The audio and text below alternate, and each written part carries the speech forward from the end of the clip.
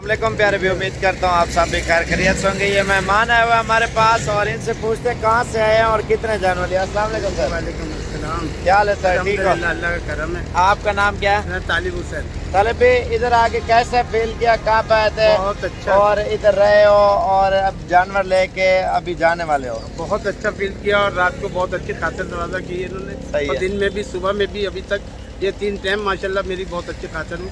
और मैं अभी जानवर लेके इंशाल्लाह ताला कराची जाऊँगा। मैं कराची सरजानी टाउन से आया हूँ। अच्छा, कितने जानवर लिए आपने? मैंने जी 9 जानवर लिए। और जानवर रात के लिए होते या आज खरीदे हैं? नहीं, रात को लिए हैं जानवर मैंने। अच्छा, आपकी वही चीज है ना? वही चीज है और जो मैंने रात को ली थी और अभी देखिए तो वही चीज है।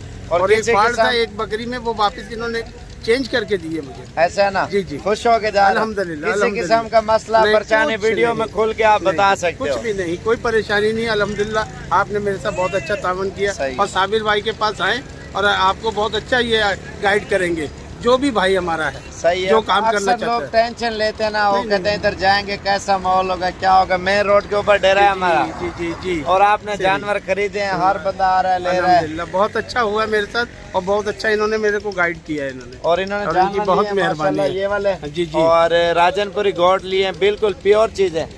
और दोबारा एड्रेस बता दें, हमारे दोस्त यार सरजानी हैं टाउन L1 कराची।